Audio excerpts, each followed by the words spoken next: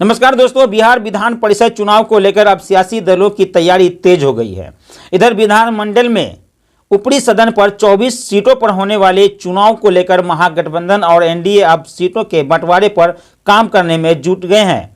चर्चा तेज है कि राजद और कांग्रेस एक बार फिर सीट शेयरिंग को लेकर आमने सामने की नौबत पर है। इधर राजद की तरफ से 9 उम्मीदवार लगभग तय माने जा रहे हैं, लेकिन कांग्रेस अभी तक सीटों को लेकर दावे ही कर रहे हैं। बिहार में पंचायत चुनाव संपन्न होते ही अब 24 सीटों के लिए विधान परिषद चुनाव की तैयारी तेज हो गई है। हालांकि हाल ही में संपन्न हुए विधानसभा उपचुनाव में राजद और कांग्रेस के बीच जो खटास हुई थी, उनमें दोनों दलों ने दोनों सीट पर अलग अलग उम्मीदवार उतारे थे। अब बिहार विधान परिषद चुनाव में भी दोनों दलों के बीच सीट शेयरिंग को लेकर मनमुटाव की खबर सामने आ रही है। बताया जा रहा है कि राजद कांग्रेस के लिए कम सीटों की पेशकश कर रही है और कांग्रेस इस बात से नाराज है और अधिक सीटों पर अपनी भागीदारी चाहती है।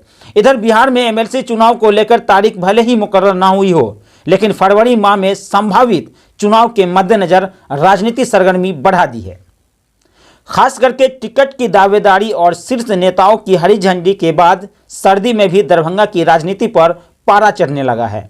इन्हीं चर्चाओं के बीच दरभंगा के एमएलसी उम्मीदवार के लिए कई संभावित उम्मीदवारों ने अपना दावा पेश कर रहे हैं। हालांकि राजद की ओर से उम्मीदवारों के नाम पर औपचारिक घोषणा भले ही नहीं हुई है, लेकिन उम्मीदवारों का चेहरा लगभग स्पष्ट हो चुका है।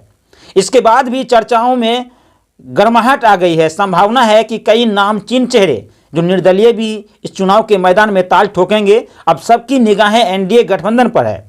अभी यह स्पष्ट नहीं हुआ है कि सीट किसके कोटे में जाएगा, बीजेपी या जदयू दरभंगा के एमएलसी के सीट। लेकिन उम्मीदवारों की बात करें तो बीजेपी की ओर से बेनीपुर के पूर्व विधायक सुनील कुमार चौधरी का चर्चा क्षेत्र में काफी जोर शोर पर है और लगातार कार्यकर्ताओं के द्वारा जनसंपर्क भी किया जा रहा है। इधर बीजेपी के एक और उम्मीदवार अपने दावे पेश कर रहे हैं, जिसका नाम रंजीत सिंह है। आपको बता दें कि रंजीत सिंह दरभंगा के पूर्व एमएलसी दिवंगत स्वर्गीय सुनील कुमार सिंह के पुत्र हैं। इनका लगातार सभी पंचायत में जनसंपर्क अभियान भी चल रहा है। वहीं अगर जदयू से बात करें तो अभी तक जदयू के वरिष्ठ नेता जियाउर रहमान तारा का चर्चा जोरों पर है। ये सीट अगर जदयू के कोटे में गया तो जियाउर रहमान तारा का यहां से टिकट मिलने की संभावना है, ऐसे इनके कार्यकर्ताओं की ओर से बताया जा रहा है। अब देखना होगा कि ये किसके पक्ष में जाता है। चलिए सुनते हैं बिरोल के अमरनाथ झा क्या कुछ कहते हैं इस वीडियो में।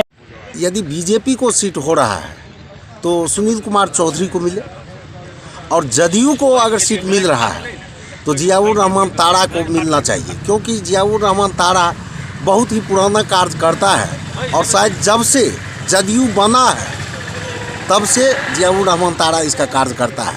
तो किसी भी राजनीतिक पार्टी को कार्यकर्ता को तरजीह देना चाहिए और इस हिसाब से मैं कहना चाहूँगा कि जियाउर रहमान तारा को जदयू का टिकट मिलना चाहिए एमएलसी चुनाव में, तो सुनील चौधरी को होना चाहिए।